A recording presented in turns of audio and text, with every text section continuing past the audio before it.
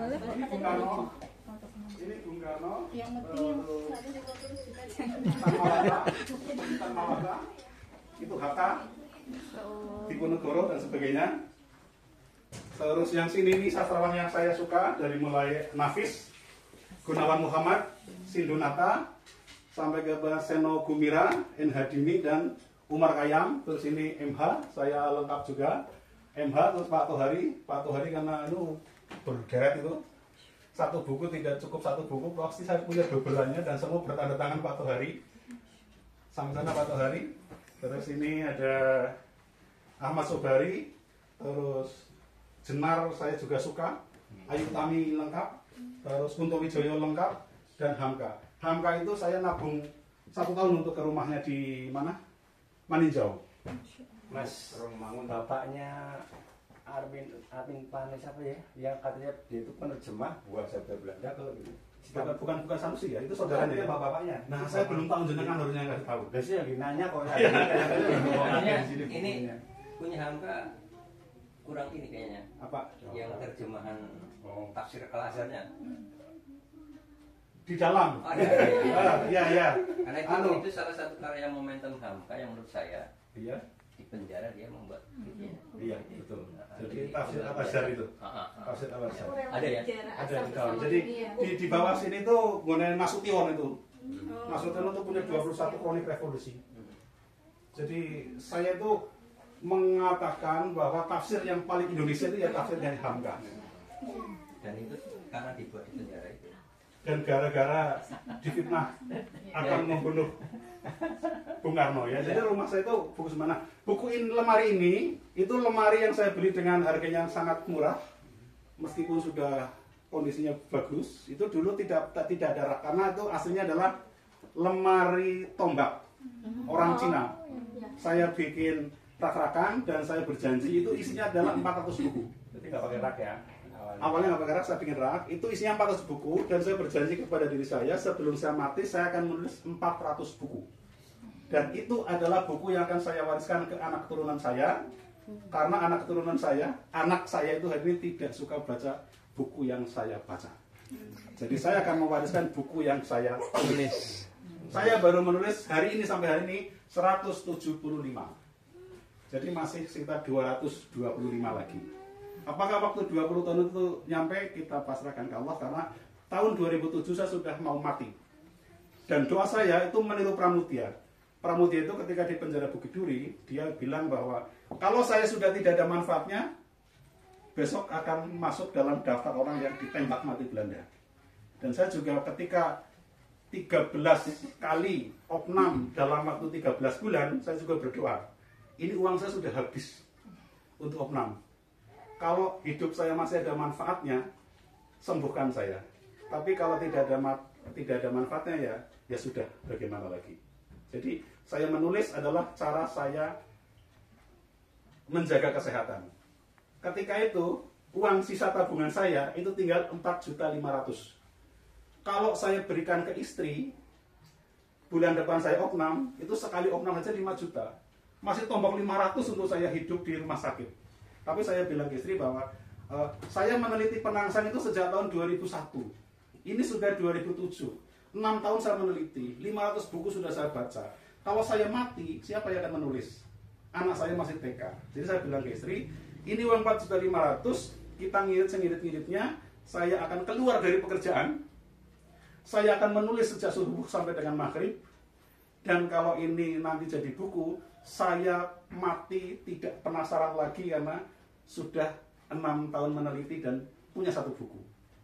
Dan ternyata saya menulis tiap hari itu selama 3 bulan, novel pertama saya Penangsang dengan ketebalan 700 halaman, itu 3 bulan saya tidak opnam dan tidak sakit dan sembuh.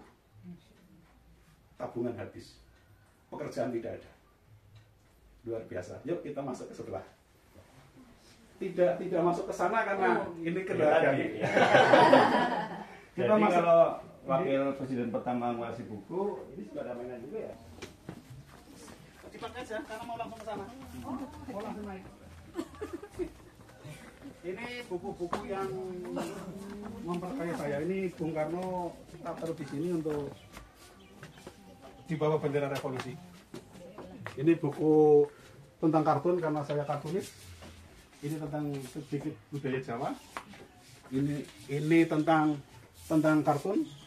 Sedikit saya menyombongkan diri bahwa saya kolektor kartunis Malaysia. Jadi seorang kartunis Malaysia yang bernama Datuk Lat itu karyanya saya koleksi semua dalam satu lemari.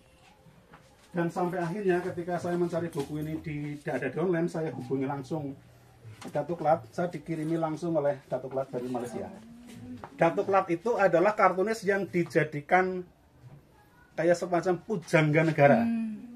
Makanya dapat gelar Datuk. Namanya adalah Nur Khalid, tapi karena bentuknya bulat, dia disebut Lat. Ini asli untuk Nasirun Huro Kartun tahun 2001. Nah, ketika saya pertama beli, harganya itu cuma 10 ringgit.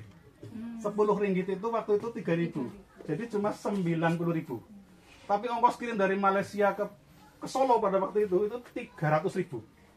Jadi 390.000 untuk satu buku, itu ongkos kirim 300.000 sendiri.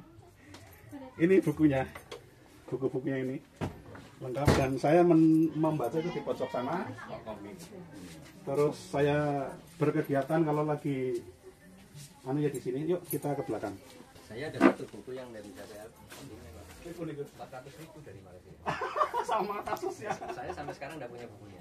Oh, padahal sudah dibayar. Belum, mau belum. bayar itu jadi 600 berapa itu satu buku. Enggih. Itu. Ada Dan satu buku puisi yang di sana saya. Dan pengalaman saya, ada salah satu buku Pramudia yang tidak diterbitkan di Indonesia, yaitu Perburuan, itu diterbitkan oleh Wirakarya Malaysia. Itu saya beli buku di sana, harganya itu cuma sekitar 12 ringgit. Ongkos kirimnya 400.000, jadi buku itu menjadi harga 500. Itu 1-3 bulan, itu tidak sampai di sini. Karena ternyata tertahan di Bea Cukai.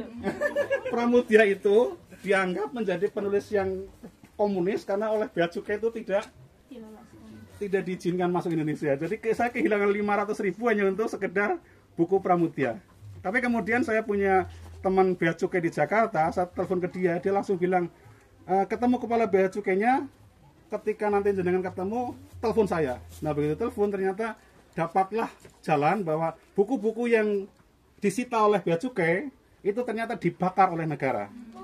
Nah, karena saya tahu bahwa membaca buku Pramudia bukan untuk memberontak, bukan untuk menjadi komunis, saya itu dikasih cara, carikan buku yang sama tebalnya dengan buku yang kamu beli di Malaysia.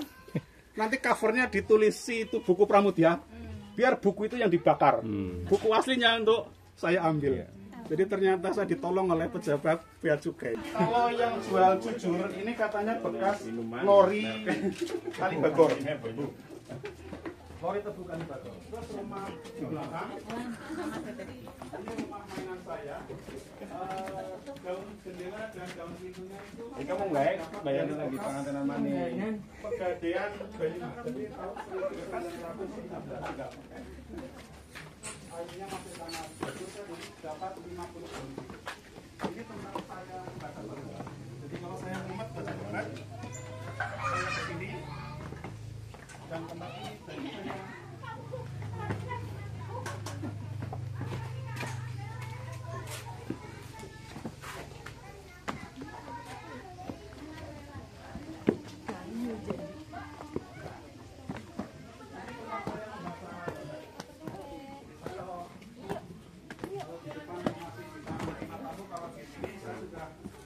Baca di sini itu keluarga sudah tidak berani ngetok dan kamu tidak akan dikasih tahu bahwa saya di rumah. Pokoknya lagi kerja gitu. Orang kan kalau tahu lagi kerja itu tahunya ya ada di rumah. Baru saya di sini. Dan saya menyimpan semua kenangan, benda-benda kenangan di sini. Dari mulai yang saya dengarkan, terus buku ini Budi yang menjadikan saya jadi penulis. Ini Budi.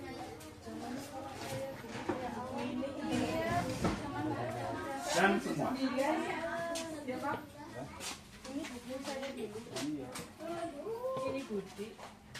Satu bulan sebelum Pak Raden meninggal, itu minta dikirimi karena beliau buku ini Budi karya beliau itu hilang terbawa banjir. Nah, saya kirimi sebulan kemudian meninggal. Oke.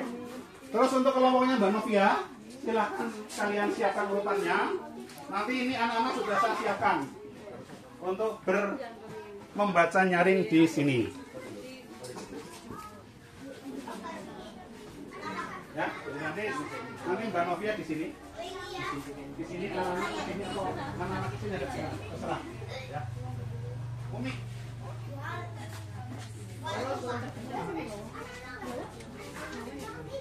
Anu, Mbak Nisa, untuk anak-anaknya Mbak Nisa yang di sini.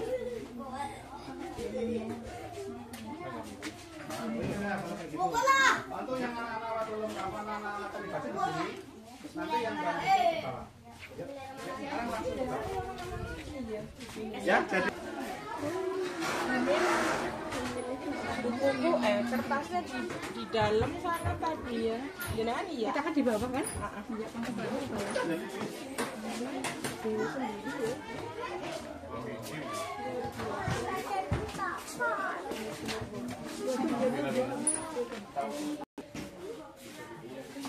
Dia mau